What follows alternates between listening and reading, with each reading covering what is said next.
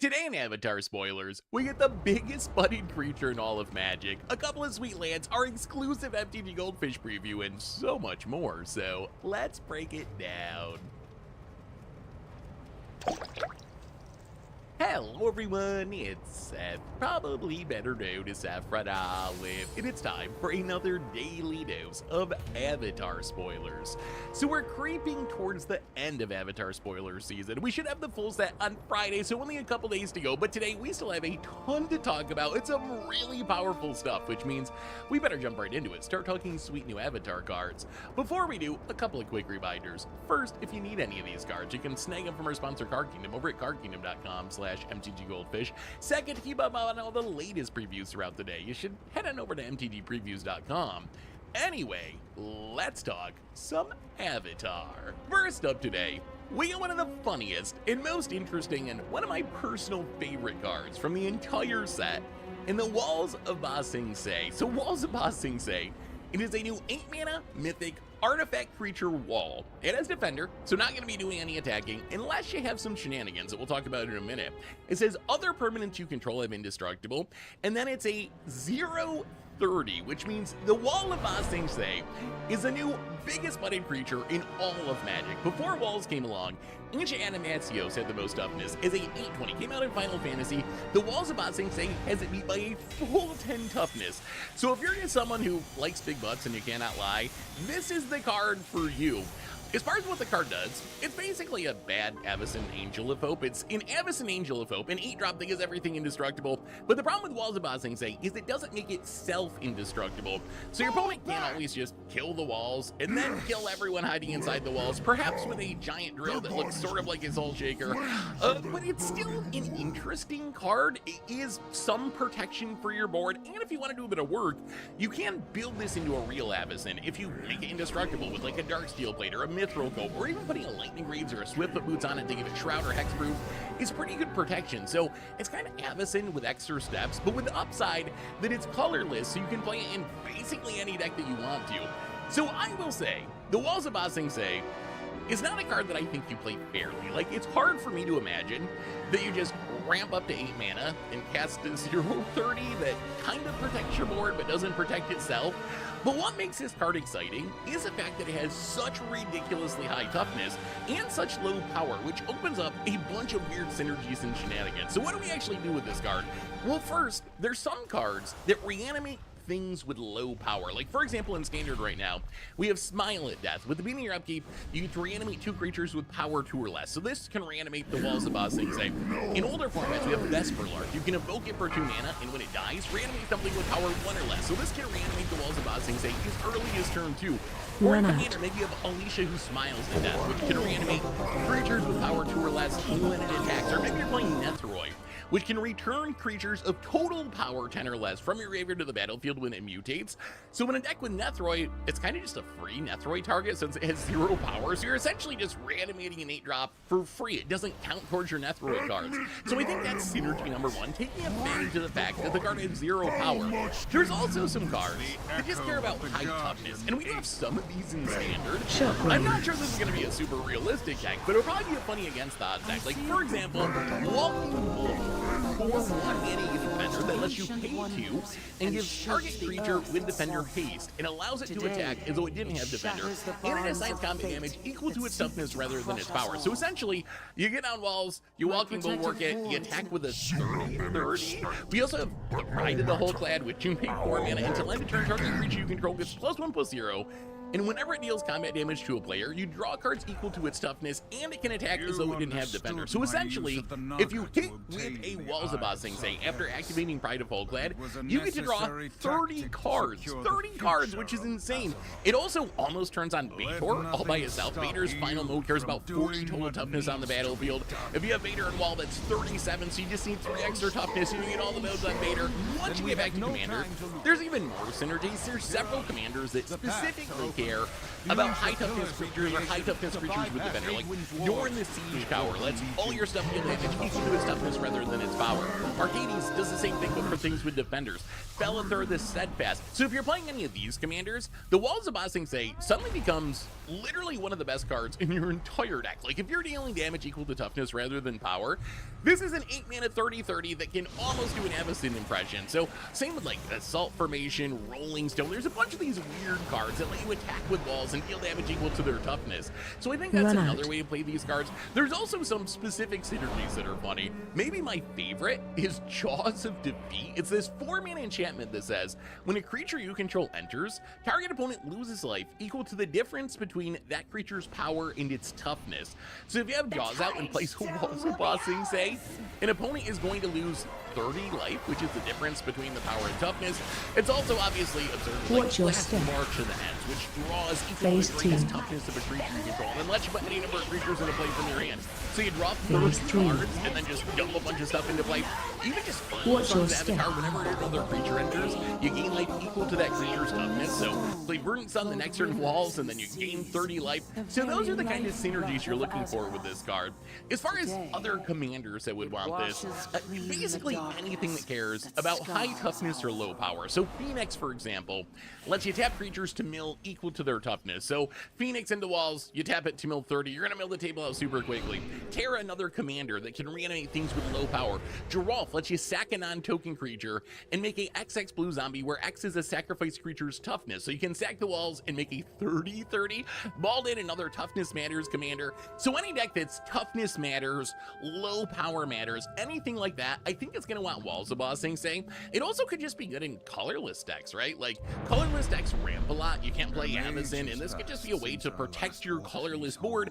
And I like the synergy that if you make this indestructible, then it kind of turns into a hard lock. So the Walls of Ba Sing Se, most decks aren't going to want this card, but the fact that it has the highest toughness in literally all of Magic makes it a really interesting option for certain archetypes, and in those decks, it's going to be really powerful, and this might be one of the best against odds cards from the set. We also got Phase 2 Mythic Saga in the Legend of Kyoshi / Avatar Kyoshi.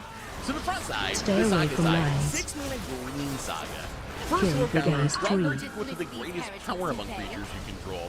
Second lore counter, your Earthbend X, where X is the number of cards in your hand, and that land becomes an island in addition to its other types. That's just a flavor thing. And then third lore counter, you flip it around into Avatar Kyoshi, a 5/4 legendary avatar.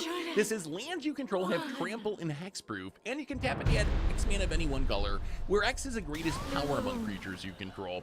So this card is interesting to me. If we start with the front side of this card, we essentially get a Rishkar's expertise. You lose the upside of maybe playing something for free, but you get the upside that eventually you're going to get Avatar Kyoshi, you get to Earthbend something and make a big creature. And we've seen these draw equal to power effects be some of the best card draw in Commander, especially in green decks, because green decks are so good at putting big creatures into play. So if you're playing a green Commander deck, I think this is in the running for one of your card draw slots, just based on that first lore counter.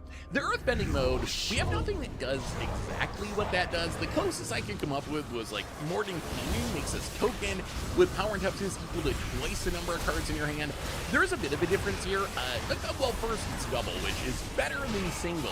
But the other difference is the dog's power and toughness changes based on how many cards are in your hand at a specific point in time.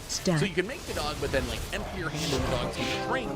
The Legend of Kyoshi, it's going to be static because Earthbending puts the counters on when the ability happens. You can draw a bunch of cards with the first lore counter, Earthbend this massive land, and then if you empty your hand after that, the land's still going to remain massive, and also an island for some reason. So basically, a ton of card draw and a big body, which isn't bad. I think the question for this card is, there's a bunch of effects, and I'm thinking of this mostly as a commander card rather than a standard card, but we have a bunch of effects now, like Rishkar's expertise, that draw equal to the greatest power of creatures you control. We have Rishkar's expertise, we have Return of the Wild Speaker, we have Season of Gathering, we have Lightstream's Blessing, which is actually really good because you can foretell it, we have Garruk Primal Hunter, so I'm not sure if we've reached the point now where we have to start choosing which of these guards we put in our green commander decks. We might be at the point where there's just so many of this effect that we can't actually play all of them. I will say, I think the Legend of Kyoshi is a good version of this effect. I'm not sure that it's as good as the best version of the effect, which is probably Return to the Wild Speaker, just because you can cast it to instant speed, assuming you're not some sort of human deck. But I think it is in the top tier. Like, you get so much value out of this. I actually think it's pretty comparable to Rishkar's expertise, which I believe is the second most played out of these cards, behind Return of the Wild Speaker. Yes, you don't get the free 5-drop the turn that you play it, but I think it makes up for that by eventually flipping to the backside and making the big Earthbend land. So I think this card is very good, and something you can play in most green commander decks. Most green commander decks are going to have big creatures, and if you're playing a bunch of big creatures, this card is just very good in the deck. The backside of this card, Avatar Kyoshi, is interesting to me. So essentially you get a Zavala Heart of the Wilds. You get this creature that can tap for potentially a huge amount of mana, and it does snowball with the front side of the card. You make this massive Earthbend land. Well, first you draw a ton of cards, and then you make a huge Earthbend land based on the number of cards that are in your hand, and then you flip into Avatar Kyoshi. If that lands a 10-10 or something, which seems kind of realistic, this just taps to make 10 mana of any one color, which is a huge burst of mana. It is slow ramp. You're probably not doing this until like turn 8 or something, but once it gets going, it makes a huge amount of mana. And then you also get just some upside if you're some sort of Earthbend deck. Like, giving your lands Trample and Hexproof without Earthbending doesn't really do a ton. It does work, again, with the Earthbend land on the front side. I guess it means you can't get Strip Mined or whatever, but really it's supposed to work with Earthbend, where you have all of these lands that are creatures thanks to Earthbend, and then Avatar Kyoshi lets him trample over for damage and make sure your opponent can't kill them. So I think the backside is relatively powerful, and I like how it synergizes with the front side. As far as standard is concerned, these cards just typically play. We've had a lot of this effect printed recently. This like expensive 6-mana draw equal to greatest power among creatures you control. We have Season of Growth in standard right now, and it's just not the kind of card that people play. And the big problem is, in a format like Standard, you have a lot of decks that are killing all your things, right? And if your opponent just kills all your stuff and never lets you keep a big creature on the battlefield, then that first duel counter doesn't really do anything. But if this is going to work in Standard, I imagine it's going to be in some sort of ramp deck with big creatures, like Overlord of the Hauntwood, Lumbering Whirlwagon. These are cards that can ramp you into the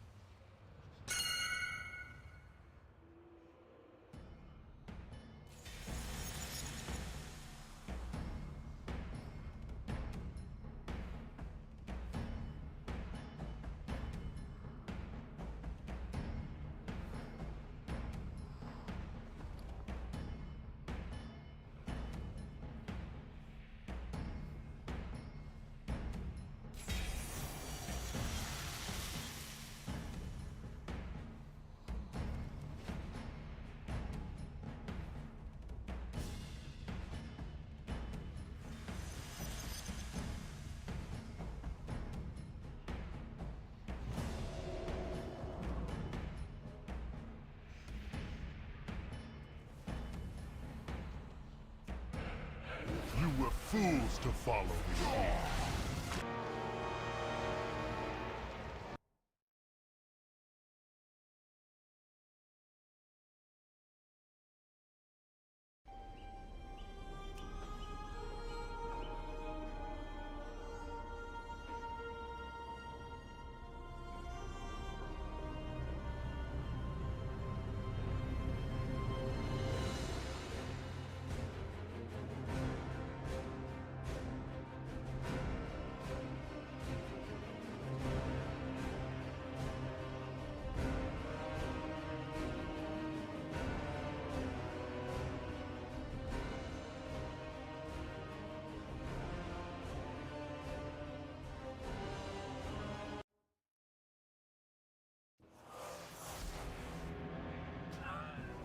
Death reigns upon you. Who will share your fate? Fall before your master. Who will save you now? 4, 3, 2, 1.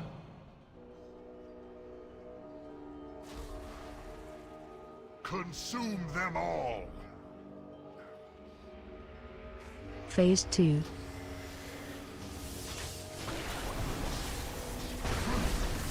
Four, three, two, one.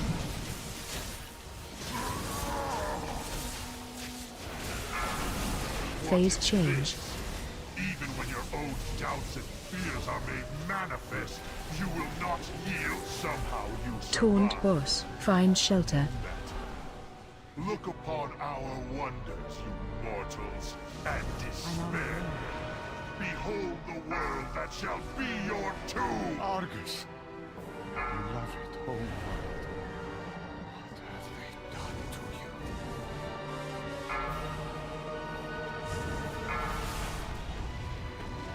you? Stay away from lines. Consume them all! 4, 3, 2, 1. 5, 4, 3, 2, 1. Watch your step. Run out. Upon your ashes. Taunt boss. Who Help will Zerg. share Range 5. Watch your step. Run out. upon your 2, ashes? 1. Fall, hero. Stay away from lines.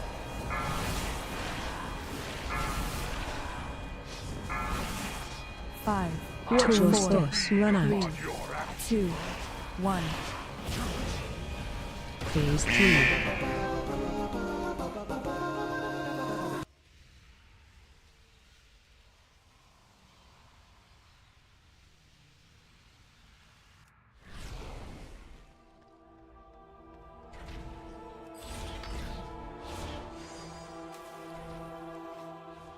King's honor, friend. Safe travels. The Legend of Kyoshi, and leave behind a big body that can then draw you a ton of cards with the Legend of Kyoshi. So I'm interested in trying in a ramp deck. Maybe the fact that it's a saga and you get these other modes and it eventually makes a big creature, maybe that's enough to make up for the fact that these cards typically aren't super standard playable. So I think this one has a better shot than most, although the fact that Season of Growth isn't really seeing play does give me some pause. It also could be good in just some sort of earthbending deck. If you're all about earthbending and you're getting extra combats with your Legend of Kyoshi Earthbend land with Boomy, or you're doing shenanigans with Baifeng's Bounty Hungers, or you have Badger Mole Cub, then I think this goes up in value as well. So I think those are the main homes for this card. As far as Commander is concerned, I think you can play this in basically just any green deck. Obviously, you gotta have big creatures. I'm sure there's some green decks out there that don't do that. But most green decks are going to have big creatures, and then you just play this like a Rishkar's Expertise or Return to the Wild Speaker, draw a huge amount of cards, use those cards to win the game. It also is even better in a couple of specific places, so I think you'd play any green deck. It gets even better if you're an Earthbend deck, obviously, and then it's really cool in Saga decks, specifically Saga decks that can remove counters from your sagas, so like Sigurd or Garnet. These are commanders that let you remove your lore counters from your sagas, so what you can do is like play the Legend of Kyoshi, draw a huge amount of cards, and then use your commander to remove the lore counter, and then next turn you're going to draw a huge amount of cards again, or you can let it go up to lore counter number 2 to get the big Earthbend land, and then remove a counter to put it back down to 1 lore counter, so the next turn you get the second lore counter and you Earthbend again to make another huge land. So if you have synergies to let you remove counters from sagas, then this card becomes even more wild. So the Legend of Kyoshi / Avatar Kyoshi, probably mostly a commander card, but it is a very powerful one and a super sweet design. We also got our blue Ascension in Waterbender Ascension. So Waterbender Ascension 2-mana blue enchantment. It says whenever a creature you control deals combat damage to a player, put a quest counter on this enchantment. Then if it has 4 more quest counters on it, draw a card, and then you can waterbend forward to make target creature unblockable for the turn.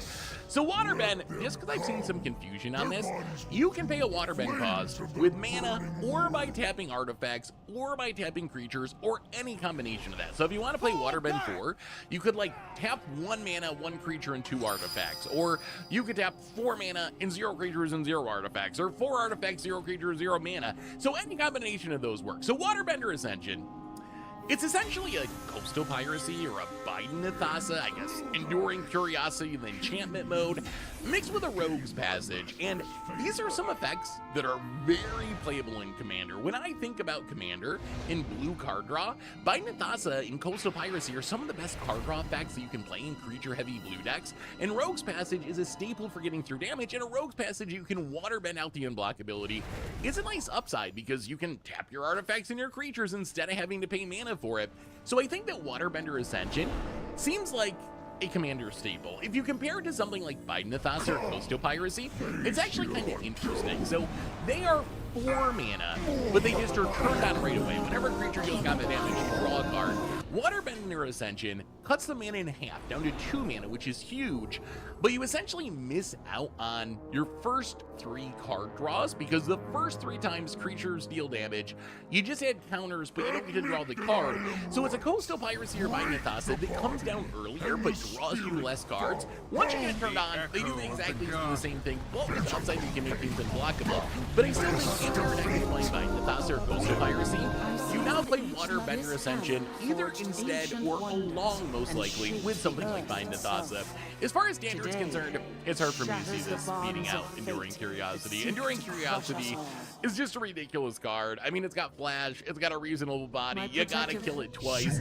So I think if you want this effect in Standard, you just stick with Enduring Curiosity. The one exception to this might be if it ends up getting banned on Monday, which isn't impossible. I think Dimir is like in the next tier of decks beyond Izzet Kaldred and maybe Mono Red that could be targeted with bannings. If there's a fear that Dimir's just going to end up the next Izzet Kaldred or the next Izzet Cutter once we have the banning. So there is some chance that something like Enduring Curiosity get banned.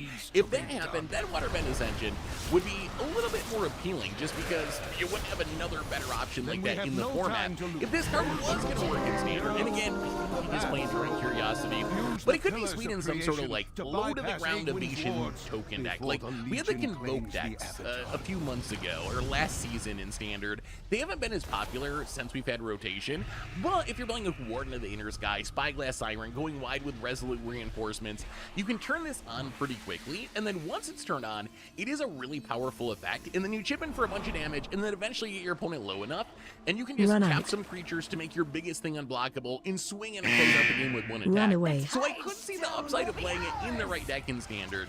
I think it's also cute, and this is so funny, but the Waterbender Ascension actually might be at its best in a firebending deck in Standard, because in a firebending deck, assuming you're in blue, the card draw is nice, but that waterbend mode becomes very powerful because you can activate it during combat with your firebending mana to make your firebending creatures unblockable so they're not going to trade off during combat. So if something like Azula or Firelord Azula end up being playable and we have like a Grixis firebending deck, I could actually see Waterbender Ascension being at its best in that deck, even though flavor-wise it is very weird. As far as Commander is concerned, the card's just straight up great. As I said before, if you're playing Biden Nithasa, if you're playing Coastal Piracy, you play this alongside those cards or instead of those cards. So any go-wide blue deck, a Layla, Zinnia, Edric, very, very strong there. And then I'm also intrigued by the Rogue's Passage mode on this card. Like Rogue's Passage itself, it doesn't say creature you control, so you can use this like a political tool, and a huge upside compared to Rogue's Passage is you can activate this multiple times in a turn. So if you're some sort of like go wide with blue token deck like Lonis or Morska, or some treasure deck like Admiral Beckett Bass, or a food deck like the Goose Mother, if you can just build up a ton of these trinkets, Waterbender Ascension becomes a very scary way to force through damage, either with your own creatures, or you can always help out one of your opponents who's attacking the archenemy by making their creatures unblockable. Stay away from to deal lines. with the problem that you both have. So I think Waterbender Ascension, Kill big ass trees. Standard, probably just not as good as Enduring Curiosity, but in Commander, this card is super legit and I think is going to be a staple in a lot of blue decks. We also got a new ally in South Pole Voyager, a 2-mana 2/2 human scout ally. It says when this creature or another ally that you control enters, you gain a life. If it's the second time this ability is resolved this turn, you draw a card. So I gotta say, South Pole Voyager, I really like that this sort of calls back to the old allies that trigger when an ally enters. Not as powerful as old allies, but still, it is nice to see that callback. So what is this card? It's essentially like a Soul Warden effect for allies, mixed with, I guess, Rumor Gatherer, where if you can trigger it at least twice in a turn, you get to draw a card. When you add that together on a 2/2 body, that's actually a pretty powerful effect. I think if you're playing an ally deck, this is probably going to be part of it. As far as life gaining goes, it is way worse than Ondu Cleric. Like, Ondu Cleric, it doesn't look like much, but the fact that when an ally enters, you gain like equal to the number of allies you control, means that this card can actually get out of hand super quick in an ally deck, where you play a single like 1-mana ally, and you gain like 10 life because you got a bunch of allies on the battlefield.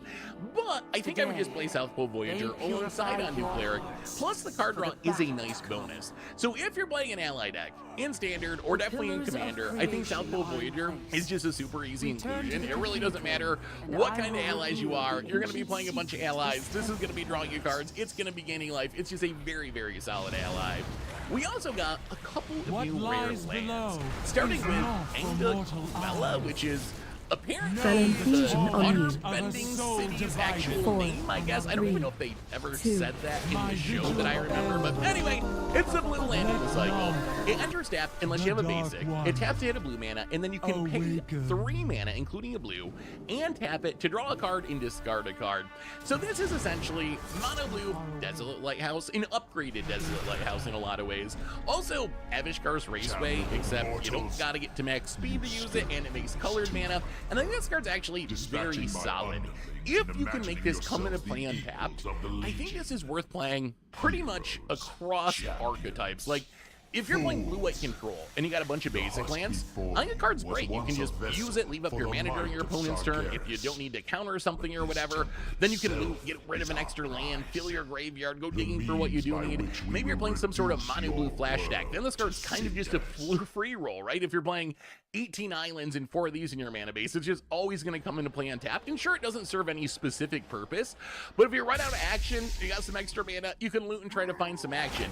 I can even see Dimir maybe playing it, although their mana base isn't usually super basic heavy. I will say, if this comes into play tapped often in your deck, then it becomes much less appealing. Like, yeah, the effect's still fine, but much less good if it's not making mana right away. There are some additional synergies to this card. So we're just talking about playing this as a generic, like, looting effect. But if you're playing a graveyard deck, maybe you're trying to randomly sync with Zombify or set up Superior Spider-Man, then this card's even better, right? You just loot away your Velgavoth and then Zombify it. Loot away your Bringer of the Last Dead and then Superior Spider-Man it. Also pretty cute with decks that care about discarding. A Monument to Endurance, Captain Howler, all the Mayhem decks like Fleam. This is kind of a Fleam staple, although I think Fleam exemplifies the tension of this card.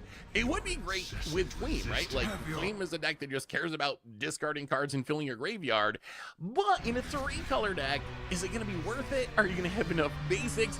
I think the design of these lands, and I love that they did this, is really to push them towards monocolor decks. You obviously can play them outside of monocolor decks, but they're going to be at their best in monocolor decks, which you're going to have a ton of basics. I think they're also very good in 2-color decks. Once you start to get to 3 colors, and definitely 4 and 5 colors, that's where I'm like, like, in those decks, I need way more dual lands. I'm not going to have as many basic lands. If this is coming to play untapped and only making 1 color, do I even want it? So I think that's a nice tension with this card, where the more colors you have, the worse it gets, but it's still powerful enough that I could see some 3-color decks wanting this card. As far as older formats, it wasn't that long ago that Desolate Lighthouse was a legit card people played in Modern. I guess maybe it was kind of a while ago now, but several to many years ago now. And I think that this is just an upgraded version. The problem is, I don't know what deck would want this. I envision some sort of like mono blue control deck, mono blue turns deck, and these are archetypes that don't really exist in Modern or Pioneer right now. But if something like that emerges, then I can see this being a nice option just to filter through your deck. In Commander, there's a couple of comparisons here. Castle Vantress is Phase change. staple in blue decks, and it's pay 4 and tap to scry 2. If people are playing Castle Vantress in their blue decks, I think you Absol. can play this too, or even instead. And in mono blue, you should have more than enough room to play both of these cards. Another comparison, Knocking Room, back. which in a monocolor deck is pay 3 tap and lose a life to draw a card. 5, I 4, think that War Room's 3, probably 2, better in mono blue, 1. but still, why not just play both of them? Target If you're you. playing 20, Range 22, 23 islands in your deck, I'm pretty sure you got enough room that you can cut one of them and play this, and it's just going to add a little extra utility to your mana base. 3, So I think this is a card that, if you're 1. mono blue, Help you sir. just play every time. I don't really care Help what sir. you're doing with mono blue. Range You could be 5. Urza Artifacts, you could be Talrun Spellslinger, you could be Ovar, whatever Ovar's doing. You could be Knocking mono blue back. shenanigans. I think you just play this as a looting effect for value, and then it goes up 5, in value even 4, more, assuming you 3, care about filling 2, your graveyard. Like 1. Ashiton, for example. When you discard a creature card, you can pay 3 and make a copy of it, essentially, that's a zombie. Phase This works 2. great there, right? This is another way that you can discard a card. Or like, it's a way to fill your graveyard for Madrolpa, or Sidisi, or Rafine, or Trigger Captain Howler, or do Fleam Norman Osborn things. So again, once you get to 3 colors, that's where I'm like, eh. And I think the other consideration here, when you get to the 3-color decks, is how many fetch lands are you playing? Because if you're playing a fully powered non-budget fetch land mana base where your 3-color deck is playing 9 fetch lands, then I think you can still have this come into play on tap very easily, because you can just fetch out a basic at some point early in the game, and then this will come into play on tap for the rest of the game. So in 3-color decks with expensive mana bases, I think this card is still very good. On the other hand, if you're a 3-color non-fetch land deck and you need to play a bunch of like tri-lands and like lower tier dual lands, then it becomes a little bit sketchy, because you're already going to have more tap lands, and this is going to come into play tapped a reasonable amount of the time. But it is very good in any deck trying to fill the graveyard. So Angaquela seems like a pretty sweet card. This whole cycle seems really strong, and I really like that they're trying to support monocolor decks, which is something we could use more of. We also got the green member of this cycle in Ba Sing Se, not the walls, the city itself. And this is the green member of the cycle. Enters tapped and lets you have a basic. It makes a green, and then you can pay 3 and tap it to Earthbend 2, but only as a sorcery. So target land you control becomes a 0/0 creature with haste. It's still a land. Put 2+1/+1 counters on it. When it dies or goes to exile, you return it to play tapped. Worth mentioning that if you want to attack with that land, you actually are going to need 5 mana open, because you're going to need 3 to activate Ba Sing Se, 1 to tap Ba Sing Se itself, and then another land that's untapped to Earthbend onto. So it is worth keeping in mind that it is kind of expensive, and one of the sneaky downsides of Earthbend is if you animate too many of your lands and are attacking with them, you're not going to have them to make mana with, which is not a deal breaker. It's still a very powerful mechanic, but it is something to keep in mind with how the mechanic actually plays. So Ba Sing Se, I really like that this calls back to some super old Magic cards. If you go back to like the early 90s, Green had this theme of turning your lands into 2/2 creatures permanently on like Verdant Touch or Quirion Dryad.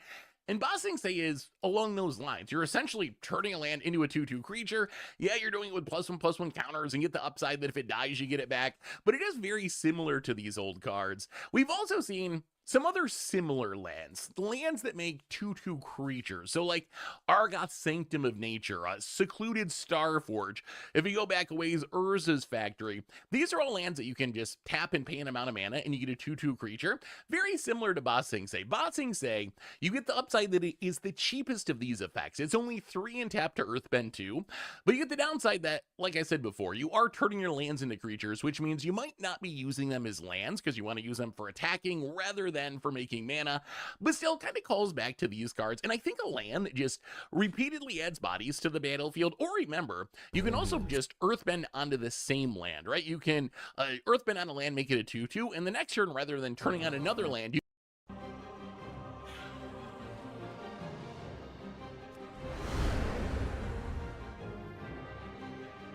Change is good.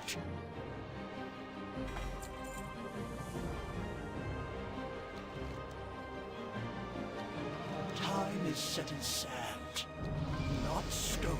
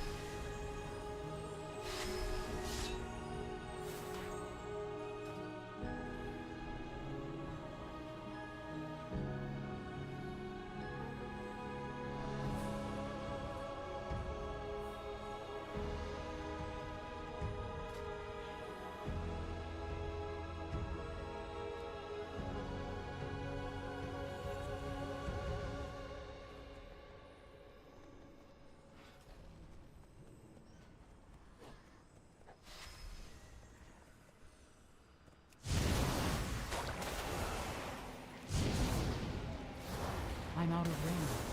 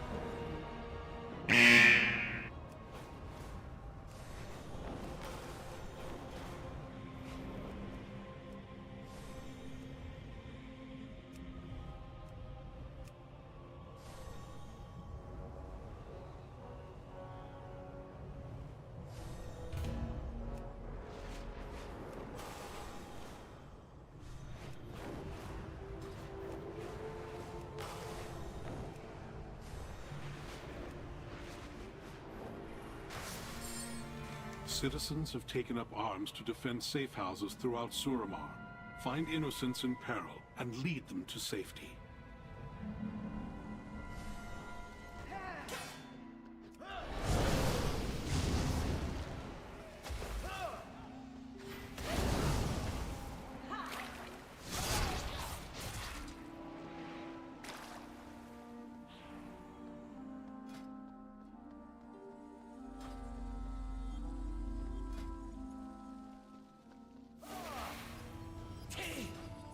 The Shaldrai are chosen!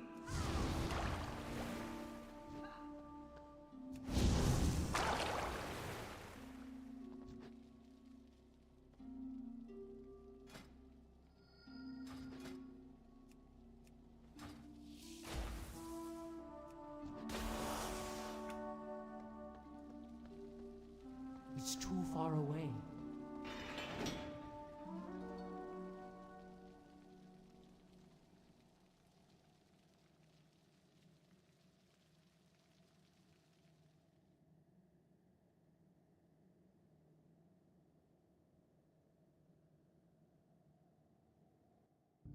Talarn's experiments have gone too far.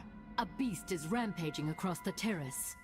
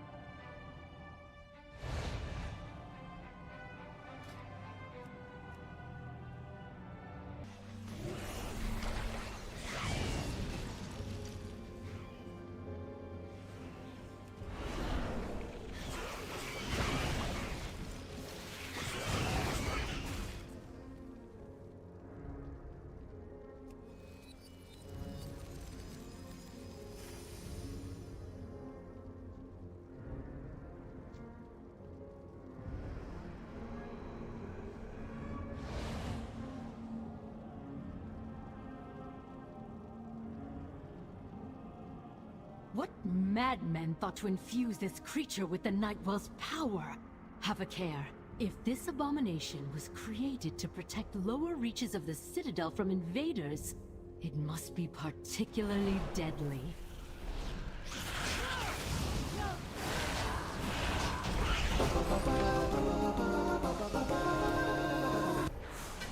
This is a momentous day, my friends.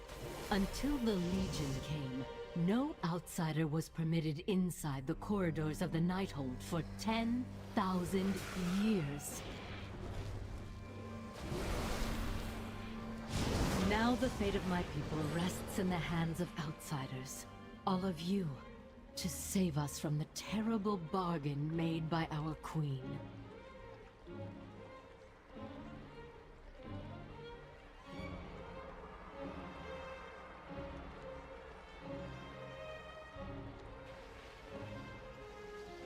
Dolly and Dot are my best friends. They pull my wagon through dunes of sand. They have small teeth and they love to eat.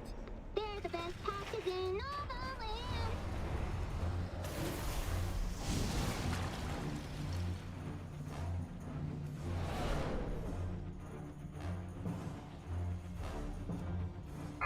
Why defy that which devours all things? My time.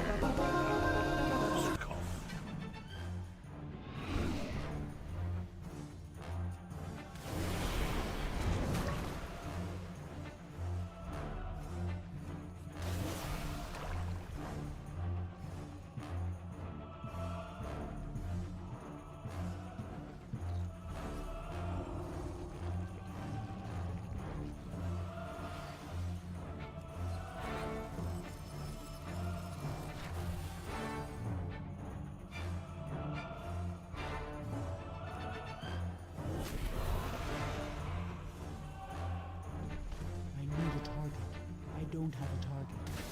I need a target. Filthy. Filthy. Filthy! I don't have a target. You're tracking mud everywhere!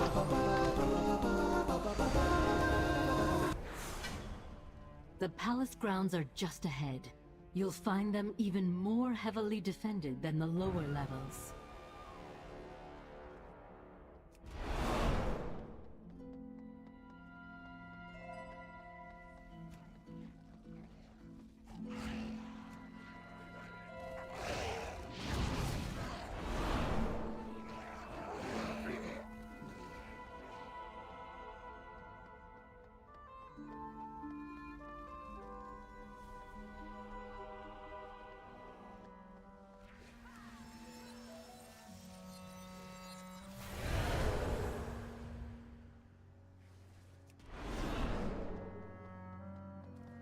Frontal.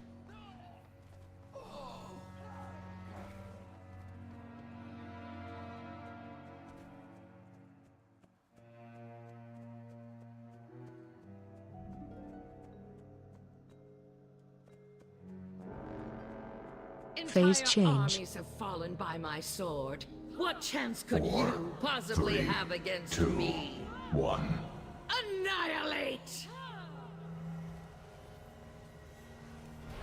I must concede. Frontal.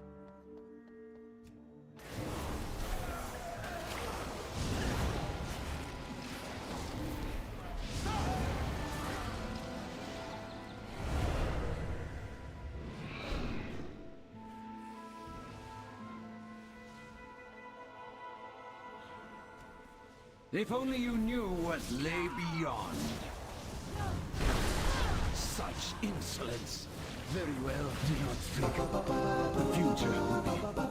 See for yourself the cruel frozen void that lies beyond the margin of Azeroth's skies! Estrella thought himself superior to, well, everyone. I confess, I enjoyed seeing him humbled.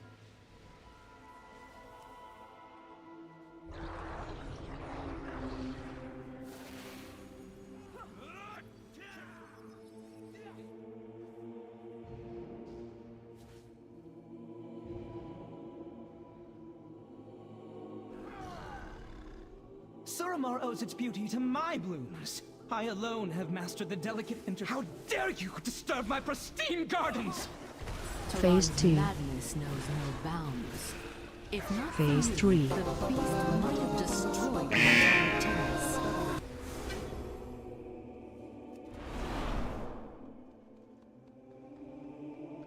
So the palace gardener turned himself into a plant?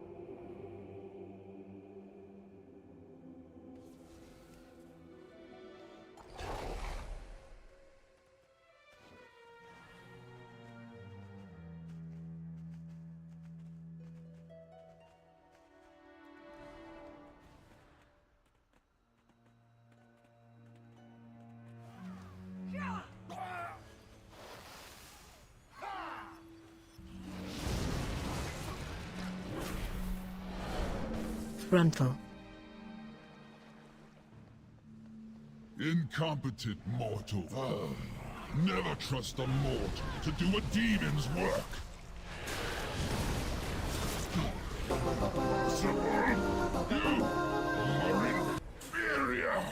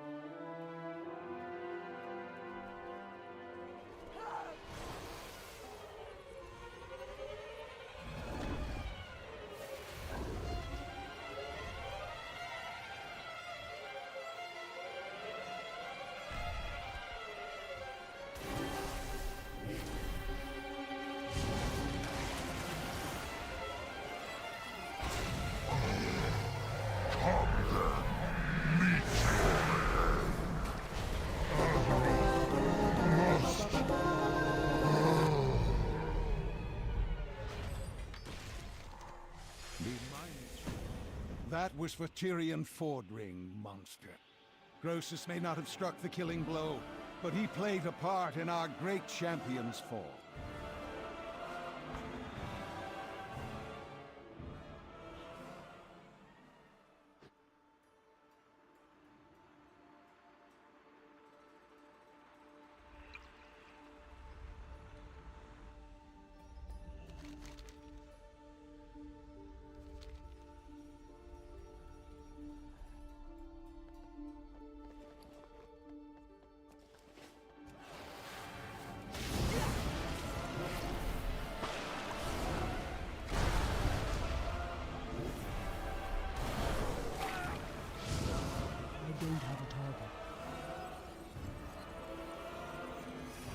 I foresaw your coming, of course. The threads of fate that led you to this place. Your desperate attempt to stop the Legion.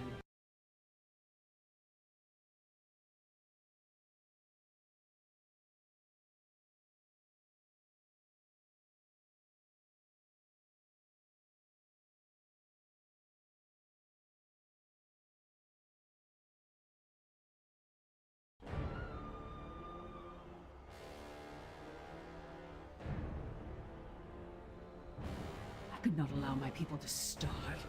To wait.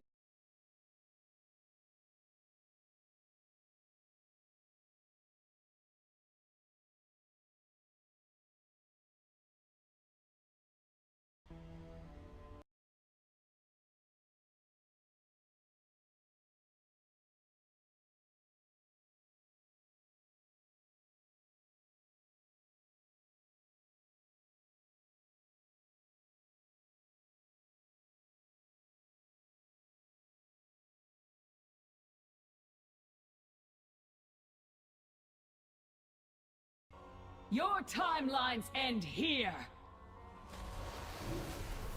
Big Ad. Big Ad Phase 2. You exist in but a single moment. I am far less limited. Watch your step. Big Ad Taunt Boss Phase 3. Time shifts again, and your doom draws near.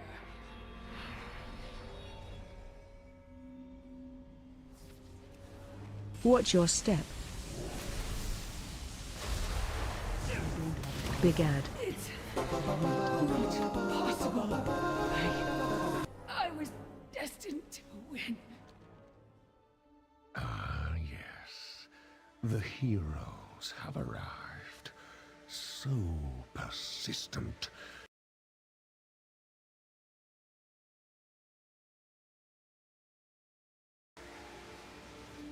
Have you...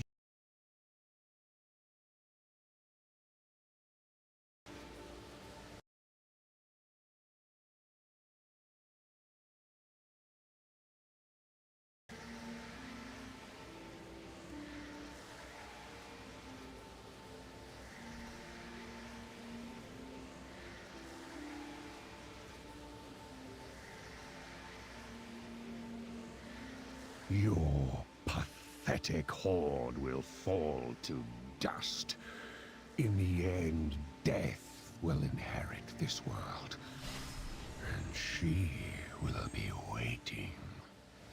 The husk of Illidan will prove an...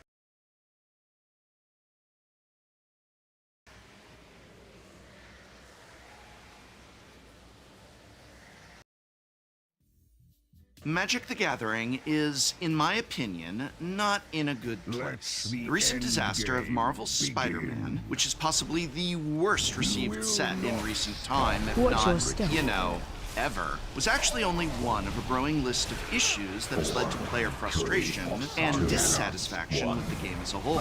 The standard format, once the premier way to play this game alongside Draft, struggles not only with the detrimental lack of a VV ban, but continues to buckle under the needlessly extended 3-year rotation and its expansion to now 7 standard sets within each of those years. As of now, in my opinion, the format is on life support, but that is another video. And Draft, again, once the most popular way to experience Magic the Gathering, continues to depreciate. The elimination of Draft boosters and its impact on Limited, combined with the fact that sets like Spider-Man and the upcoming Teenage Mutant Ninja Turtles are sets not even designed or intended to be traditionally drafted, continues to diminish this once great way to play the game. And secret layers continue to inundate us. In the last 3 weeks alone, we have had 3 overloaded drops, a number that works out to about a new secret layer every day for close to a month, all while the shift to manufactured scarcity and sneakerhead culture forces players to wait for hours in needless lines for product that is often gone after such a wait. And to top it all off, 2026 appears to be even worse, with the aforementioned 7 standard sets, the majority of which will be Universes Beyond, and featuring more small sets like Teenage Mutant Ninja Turtles, which, like Spider-Man, was never intended to be a fully draftable set. Not to mention yet another Marvel set, with the hollow corporate title Marvel Superheroes, as well as Star Trek, the franchise even its own fans no longer enjoy. All coming together in Magic the Gathering in 2026. The outlook for this entire year of Magic the Gathering is so outright bleak that channels such as the Command Zone could not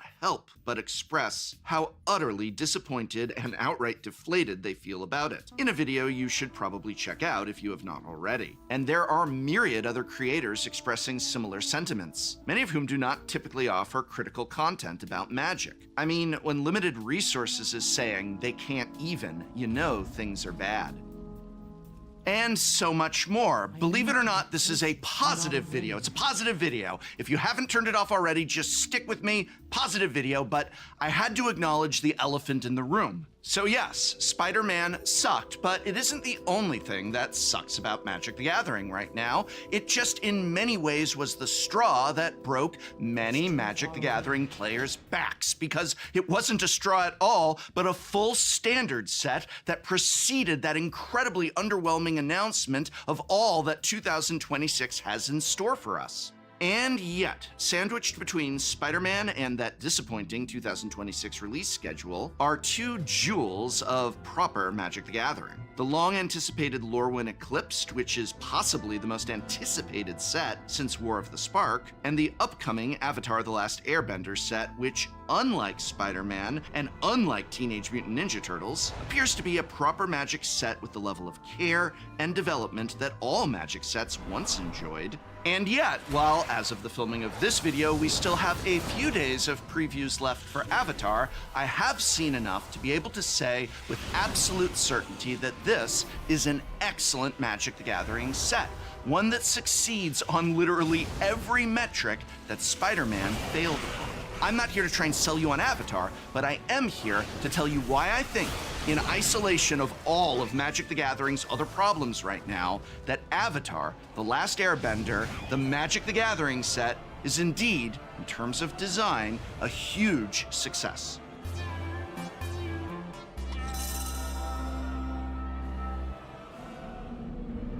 Blah blah blah blah blah blah blah blah blah blah blah blah blah blah blah.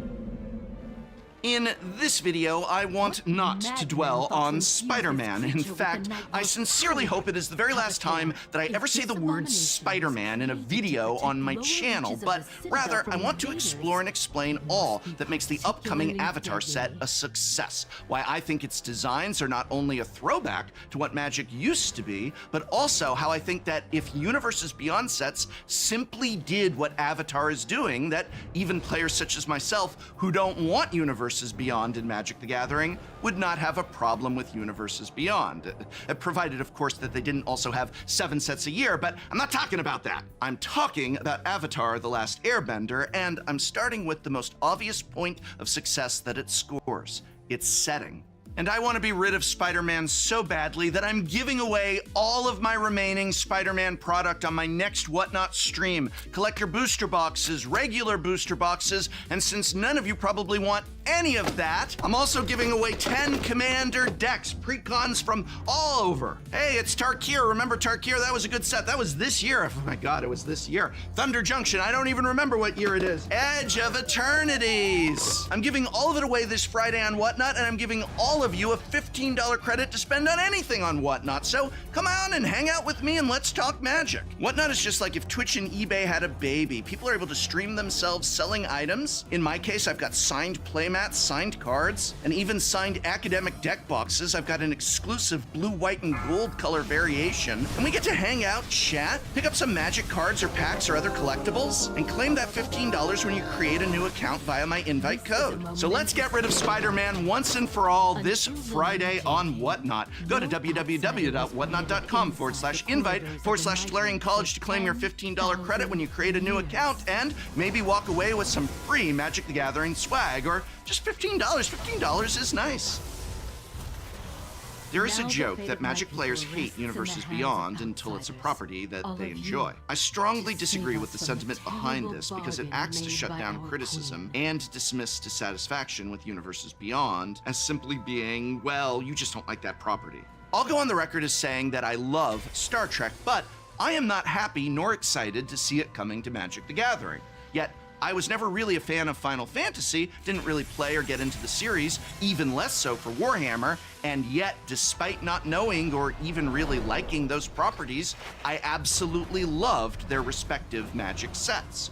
Why? Well, the cards were extremely well designed for starters, but I'll talk more about that in its own section. Suffice it to say that it really helps that Final Fantasy was an incredible set and Warhammer was an incredible series of commander decks, regardless of what art was on the cards. But let's look at the art that was on those cards. While neither Final Fantasy or Warhammer are set in the traditional high fantasy of Magic the Gathering, they are what you would call Magic adjacent, meaning that the aesthetic of these Universes Beyond Magic's own universes are still not too far removed from them. Seeing a board with Magic cards mixed in with those from the Final Fantasy and Warhammer sets is not particularly jarring. Certainly not the way seeing Spider-Man or Spider-Ham, or Dwight and Kelly from The Office, or the Teenage Mutant Ninja Turtles, or Jeff Goldblum, or Optimus Prime are. In the case of Avatar, it not only is an extremely popular property with a deep lore and complex beloved characters, but it is a world where if you do not know that story,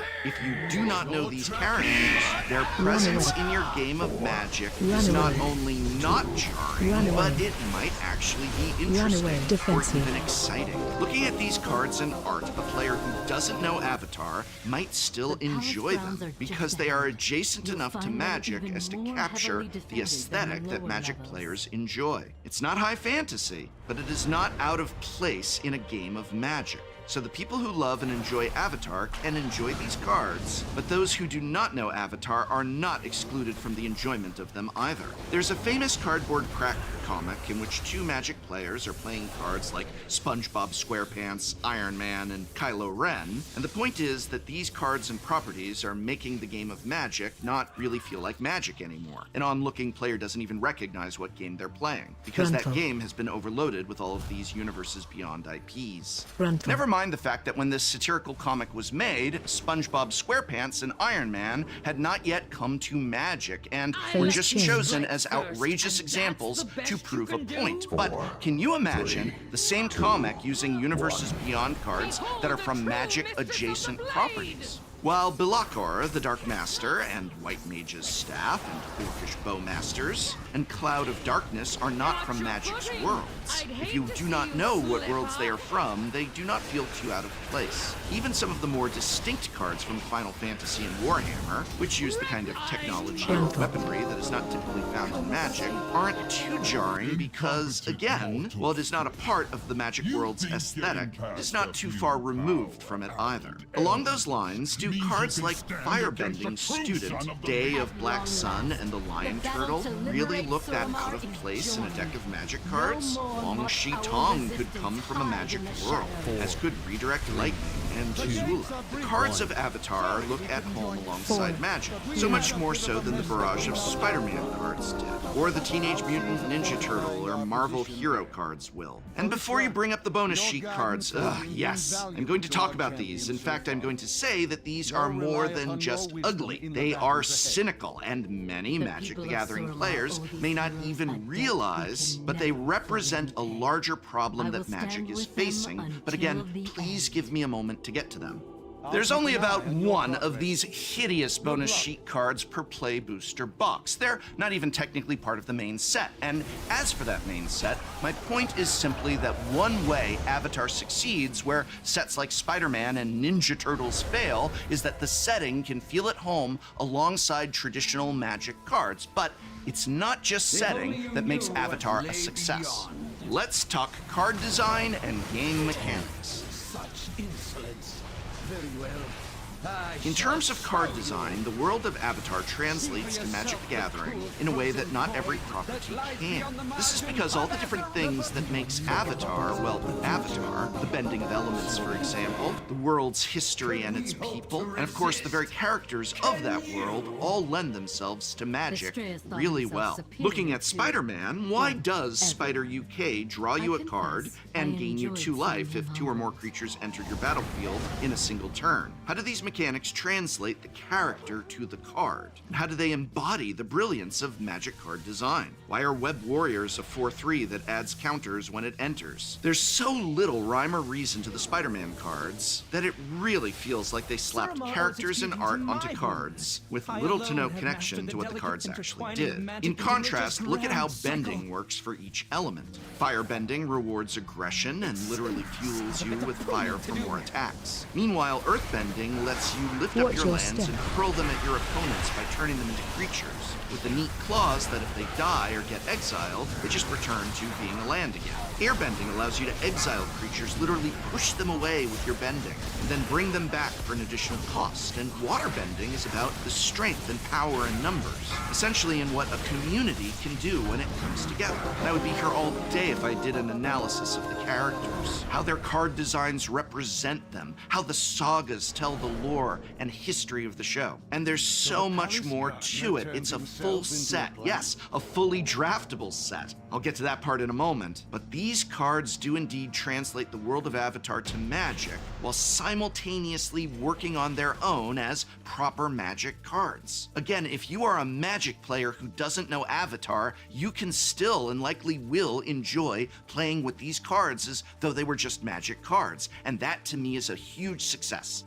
This is one of the many reasons I am not excited for Star Trek, despite being a huge Star Trek fan. I just don't think that the science of Star Trek should be cast at sorcery speed, or that Starfleet officers should be summoned using mana, even if that mana did come from a slice of pizza. No, wait, that's the Slice of Pizza Island. That's Ninja Turtles. Sorry. Yes, this is a real Magic card. Yes, this is what islands look like in Ninja Turtles. It's another video.